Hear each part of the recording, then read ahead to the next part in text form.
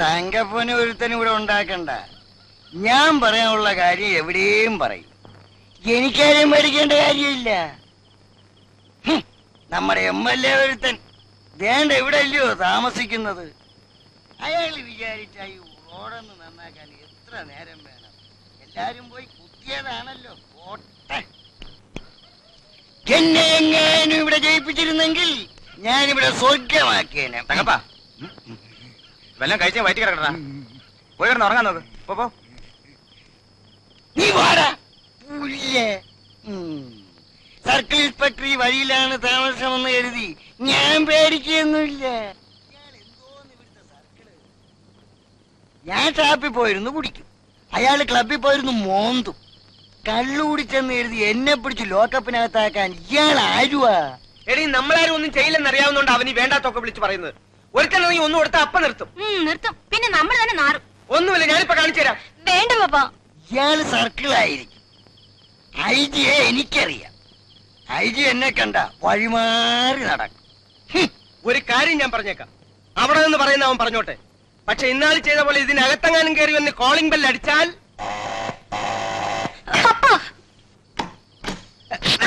തങ്കപ്പനെ അറിഞ്ഞൂടാ. കട്ടവണ്ടി പിടിക്കുന്ന കൈയാണിത്, അധ്വാനിക്കുന്നവന്റെ കൈയാണിത്.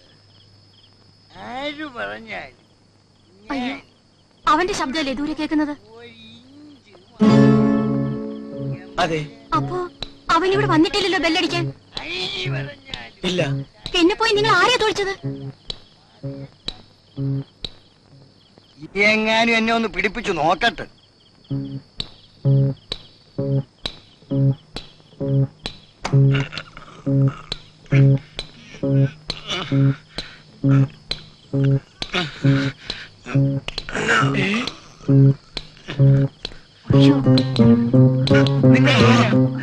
I am very sorry. എണീക്കൂ, അകത്തോട്ട് വരൂ. എണീക്കൂ, ഒന്ന് പിടിക്കടി. പൊങ്ങണ്ടേ, പിടിക്കടി. I am really sorry. എനിക്ക് മനസ്സിലായില്ലല്ലോ. എവിടുന്ന് വരിക? എന്റെ പേര് കൃഷ്ണൻകുട്ടി. കുടിക്കാൻ ഇത്തിരി വെള്ളം കിട്ടിക്കൊള്ളാം. ആദ്യം കുറച്ച് വെള്ളം കൊണ്ടുപോയി. അറിയാതെ സംഭവിച്ചു പോയതാ, ഒന്നും തോന്നരുതേ. ആള് മാറിപ്പോയതാ. നിങ്ങൾ ഈ നേരത്തെ എന്തിനാ ഇങ്ങോട്ട് വന്നത്? ഞാന്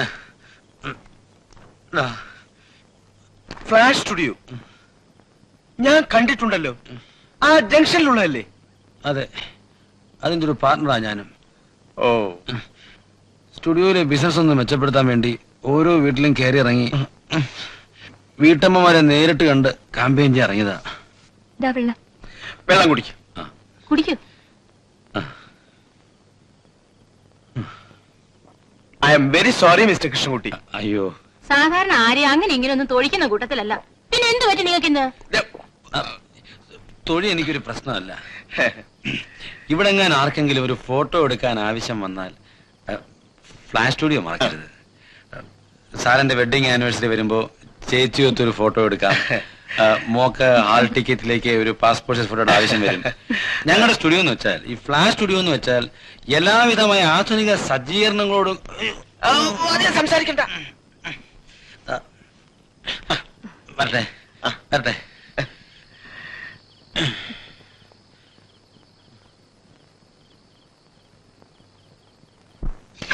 ഫോട്ടോസിൽ ഉണ്ടാക്കിക്കൊണ്ട് എനിക്കെന്താ കാര്യം?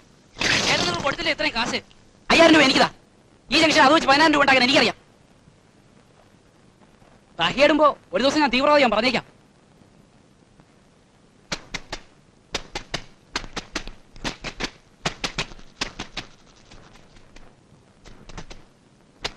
എന്തിനാ ചേട്ടാ ഇവിടെ തന്നെ ഒന്ന് പെട്ടത്? ചേട്ടന് വേറെ ആരെയും കിട്ടിയില്ല ബിസിനസ് കൂട്ടിന്? എന്നെ പാർട്ണറാക്കാന്ന് പറഞ്ഞാ ചേർത്തിരിക്കുന്നത്. പറഞ്ഞല്ലേ 5 വർഷം മുമ്പ് എന്നോടെന്തെല്ലാം പറഞ്ഞു. ഒരു വർഷത്തിനുള്ളിൽ ക്യാമറയുടെ കംപ്ലീറ്റ് ഗുട്ടൻസും പഠിപ്പിച്ചരാന്ന് പറഞ്ഞാൽ എന്നെ ഇവിടെ കൊണ്ടുവന്നത്. ഇന്ന് വരെ എന്നെ അതിൽ കൂടെ നോക്കാനോട് സമ്മതിച്ചിട്ടില്ല. സ്റ്റുഡിയോ തൂക്കണം, തുടയ്ക്കണം, പിന്നെ അയാളുടെ ബനിയനും അണ്ടർവെയറും കഴുകിയിടണം. ചേട്ടാ എന്നെങ്കിലും ഒരു തോക്കത്തന്റെ കിട്ടിയാ അന്നാളെ ഞാൻ തട്ടും. ചേട്ടൻ എത്ര രൂപ കൊടുത്തു? 15000 രൂപ.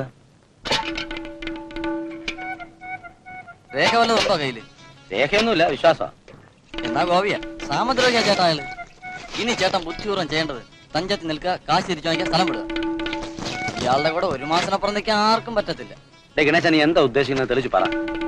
ചേട്ടാ, അയാൾക്ക് ഹൃദയമില്ല, അതുകൊണ്ട് മറ്റുള്ളവരുടെ വിഷമായ കറിഞ്ഞൂടാ. രണ്ടാൾക്കാരെ കണ്ട അയാൾ പൊങ്കന, അവരുടെ മുമ്പ് വെച്ച് അപ്പം നമ്മളെ കൊച്ചാക്കി. ഓ, മഹാഭാവി വന്നു.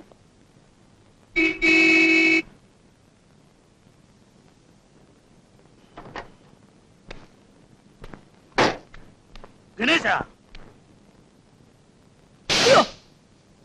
എന്താടാ കാറ് ഹോണടിച്ചാ വന്നൂടെ നിനക്ക്? ഡോറൊന്ന് തുറന്ന് തന്നൂടെ നിനക്ക്? നിങ്ങൾ വന്നാലും ഞാൻ അങ്ങനെ അറിയാനാ? നിങ്ങളോ? എന്താടാ മുതലാളി എന്ന് വിളിച്ചാല്? എടാ, പണം മുടക്കുന്നവൻ മുതലാളിയും പണിയെടുക്കുന്നവൻ തൊഴിലാളിയുമാണ്. ആ സ്ഥാനവും ബഹുമാനവും ഒക്കെ കൊടുത്തേ പറ്റൂ, അല്ലാതെ അധികം സോഷ്യലിസം ഒന്നും വേണ്ട. കാര്യം കാണാൻ ആദ്യം വരുമ്പോ എന്താ ഒരു ബഹുമാനം? 2 ദിവസം കഞ്ഞോളവും കുടിച്ച് ചോറ് എല്ലിന്റെ ഇടയിൽ കുത്തി തുടങ്ങുമ്പോ അവന്റെ ഒരു സോഷ്യലിസം. എടാ, എന്റെ അടുക്ക് വിളക്ക് കാണിച്ചാലുണ്ടല്ലോ, അടിച്ച് പല്ലിയാൻ കൊഴിക്കും. അവനെ തല്ലണ്ട കാര്യമൊന്നുമില്ലായിരുന്നു, പറഞ്ഞാ മനസ്സിലാവുമല്ലോ. ഉപദേശിക്കുന്നതിന് മുമ്പ് ഒരു ചെറിയ കാര്യം. എഴുന്നേൽക്ക്, എഴുന്നേൽക്കാൻ.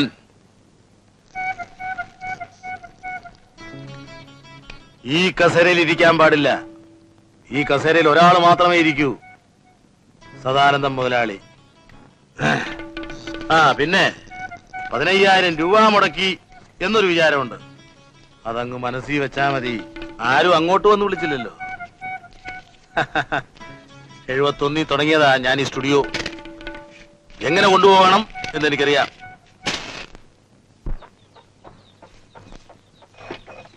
കുഞ്ഞിന്റെ അച്ഛൻ ഏതായാലും വന്ന് വിളിച്ചു, അങ്ങോട്ട് ചെല്ലേ. അച്ഛൻ ഇങ്ങനെ കടുംപിടുത്തം പിടിച്ചാൽ എങ്ങനെയാ? അച്ഛനൊന്നും അങ്ങനെ കൊടുത്തിട്ടില്ലല്ലോ. അച്ഛനൊന്നും കൊടുക്കാമെന്ന് പറഞ്ഞിട്ടുമില്ല. നീ സ്വയം കണ്ടെത്തിയ ഭർത്താവല്ലേ. എടി, ഇവള് കല്യാണത്തിന് മുമ്പ് എന്തുവാ പറഞ്ഞത്? ഞങ്ങള് മനസ്സുകൾ തമ്മിൽ അങ്ങ് ഇണങ്ങിപ്പോയത്. ഇപ്പ എനക്ക് എന്തിയേ എന്ന് പറഞ്ഞ വീട്ടുവാടേക്കുള്ള 1000 രൂപയും കൊണ്ട് എനിക്ക് അങ്ങോട്ട് ചെല്ലാനോ? നീ എന്നോട് അധികം സംസാരിക്കണ്ട. എന്റെ കയ്യിൽ നിന്ന് ഒരു നയാ പൈസ പോലും നിനക്ക് കിട്ടുമെന്ന് വിചാരിക്കണം. അങ്ങേരോട് പറഞ്ഞിട്ട് കാര്യമൊന്നുമില്ല. നീ പോയി കൃഷ്ണൻകുട്ടിയെ ഒന്ന് കാണും. അവനിപ്പോ സ്റ്റുഡിയോയും ഒക്കെ ഉള്ളത് കൊണ്ട് എങ്ങനെങ്കിലും മറിക്കാൻ പറ്റും. ആ, അവന്റെ പെടലിൽ നഷ്ടമത്തിലെ ശരി ഇപ്പൊ ഇറങ്ങി കാണും. അങ്ങോട്ട് അല്ലേ. 71 തുടങ്ങിയതാ ഞാൻ ഈ ഫ്ലാഷ് സ്റ്റുഡിയോ. അതിന് അന്തസ് ഇപ്പോഴും ഉണ്ട്.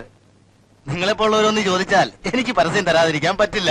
പക്ഷെ പരസ്യം കൊടുക്കുമ്പോ ഫ്ലാഷ് സ്റ്റുഡിയോ എന്നടിക്കുന്ന അതേ വലിപ്പത്തിൽ പ്രൊപ്പറേറ്റർ സദാനന്ദൻ BA എന്നുകൂടി അടിച്ചിരിക്കണം. അതെനിക്ക് നിർബന്ധമാ. ഇപ്പോഴത്തെ കാലത്ത് ആരും പേരിന്റെ കൂടെ ഡിഗ്രി ഒന്നും വെക്കാറില്ല. ഇത് ഡിഗ്രി അല്ല, ഇനീഷ്യലാ. വേണമെങ്കിൽ ഡിഗ്രിയാണ് തോന്നിക്കോട്ടെ, പ്രശ്നമല്ല. അല്ല, നിങ്ങളാരും ചായ ഒന്നും കഴിച്ചില്ലല്ലോ. ഗണേശ, ഗണേശ. ഗണേശൻ ബാങ്കിൽ പോയിട്ട് വന്നിട്ടില്ല. അപ്പൊ കൃഷ്ണൻകുട്ടി, ഒരു 4 ചായ വാങ്ങിച്ചോണ്ടോ. പെട്ടെന്ന് വേണം, ഇവർക്ക് പോകാൻ തിരക്കുണ്ട്. നിങ്ങൾക്കാർക്കും മധുരം കഴിക്കാൻ കുഴപ്പമില്ലല്ലോ. ആ,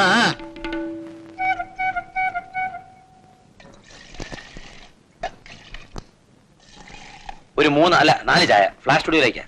4 ചായ കൊണ്ടുവരാൻ ഇവിടെ ആളെ നിർത്തിയിട്ടില്ല. കൊണ്ടുവന്നാൽ തന്നെ കാശ് കിട്ടുന്ന ഒരാഴ്ച കഴിഞ്ഞിട്ടാ. വേണേ ചായ ഇട്ട് തരാം, കൊണ്ടുപോയിക്കോ. ഗ്ലാസ് ഞാൻ പിന്നെ എടുപ്പിച്ചോളാം. ഇടാൻ പറയണം. 4 ചായ.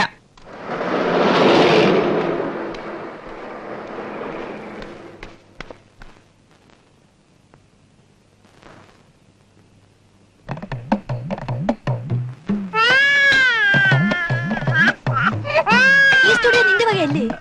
അതെ. എന്താ? അല്ല, നീ ചായ മറ്റും വാങ്ങാൻ പോകുന്നത്? അത് ഞങ്ങൾ 2 പേരാ ഇതിന്റെ ഉടമസ്ഥര്. ചിലപ്പോ പുള്ളി പോവും, ചിലപ്പോ ഞാൻ പോവും. ഞങ്ങൾക്ക് അങ്ങനെ വ്യത്യാസമൊന്നുമില്ല. അല്ലെങ്കിൽ തന്നെ നിനക്ക് ആളിനെ നിർത്തി ആരുടെ കാശായി പോകുന്നേ? ആ, ഞാൻ നിന്നെ കണ്ടൊരു അത്യാവശ്യ കാര്യം പറയാൻ വേണ്ടി വന്നതാ. മോളാണെങ്കിൽ മാമാ മാമാന്ന് പറഞ്ഞ് കരയാൻ തുടങ്ങി പിന്നെ നിർത്തത്തേ ഇല്ല. മോളെ, ദേ കൃഷ്ണൻകുട്ടി മാമൻ. ആ, ഞാനിപ്പോ വരാം. ഈ കൊളത്ത് കൊടുത്ത പോരെ? വലിപ്പം മതി, ധാരാളം മതി. അവിടെ കൊടുത്താൽ മതി. കൊടുക്ക.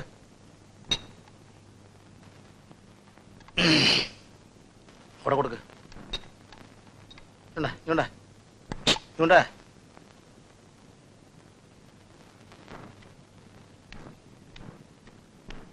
BSc-കാരനായതുകൊണ്ടാ ചായ കൊണ്ടുവരാൻ ലേശം ബുദ്ധിമുട്ട്.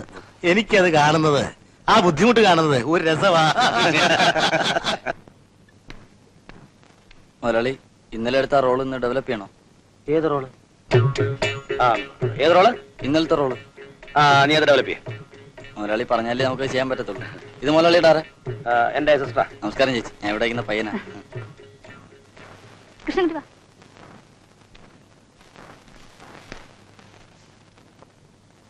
ഇതിലൊന്നപ്പെടും. ഓ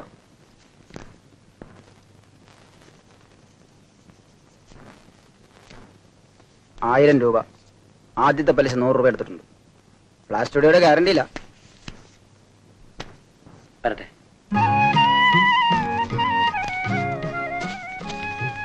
നിന്നെ വിഷമിപ്പിക്കുന്നത് ബുദ്ധിമുട്ടുണ്ട്. കുഞ്ഞിന്റെ അച്ഛനും അറിയാം നീ ഇപ്പൊ സ്റ്റുഡിയോ ഒക്കെ തുടങ്ങിയിരിക്കുകയാണെന്ന്.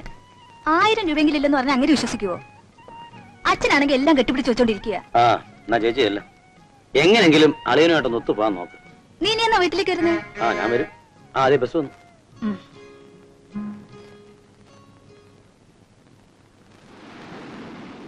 ചേട്ടാ, ചേട്ടൻ വേണമെങ്കിൽ എഴുതി വെച്ചോ.